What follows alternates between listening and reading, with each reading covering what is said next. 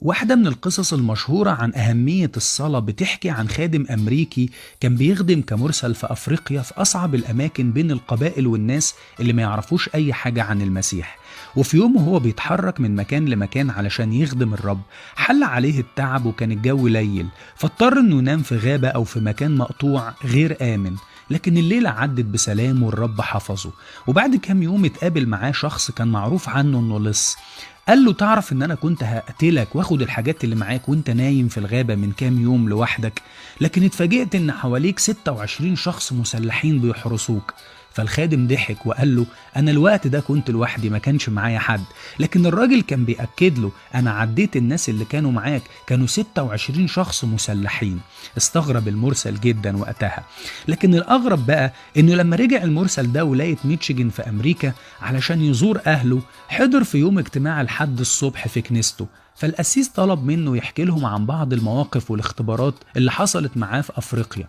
قال لهم على قصة الغابة دي، وإنه في يوم اضطر يبيت في مكان مقطوع والرب حفظه من اللصوص، والراجل قال له إن كان حواليك 26 شخص مسلح، ما قدرتش وقتها أقتلك ولا أسرق اللي معاك.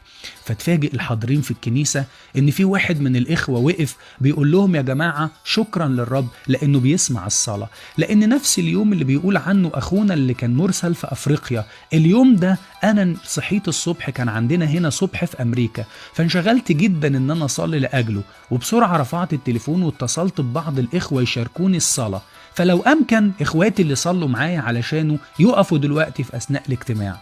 فوقفوا المجموعة اللي كانوا بيصلوا عشانه. اتفاجئ الجميع إن عددهم كان 26 شخص. القصة دي حقيقية مش خيال ولا أساطير. كلنا بنسمع كتير عن أهمية الصلاة، وكلمة الله مليانة بالوصايا اللي بتشجعنا على الصلاة. والرب يسوع نفسه أولا كان رجل صلاة، ثانيا ياما اتكلم عن أهمية الصلاة. لكن نفسي أسألك يا صديقي، في زحمة الحياة دي والضغوط والمشغوليات، أخبار وقت صلاتك إيه؟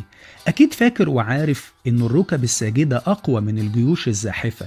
أكيد فاكر إنه لن تحسم المعارك والانتصارات إلا من خلال الأيادي المرفوعة، زي ما كان موسى بيعمل لأجل يشوع. كل ما كان موسى يرفع إيده يشوع والشعب يغلب، كل ما إيده تنزل كان يشوع والشعب بيهزم. نفسي أسألك يا عزيزي، قللت ليه وقت صلاتك؟ مشغول؟ ولا العدو أقنعك إن صلاتك ملهاش لازمة؟ ولا بدأت تتكل أكتر على حساباتك المنطقية؟ ولا بدأت تشوف إن الواقع هو كل شيء والصلاة ما بتفرقش كتير؟ ولا أصبت بحالة من اليأس لأن في صلوات لسه ربنا ما ردش عليك فيها مع إنك بتصليها من زمان؟ نفسي أقولك النهاردة اوعى تبطل تصلي، اوعى تفتكر إن صلاتك راحت هباء أو إنها وقت ضايع.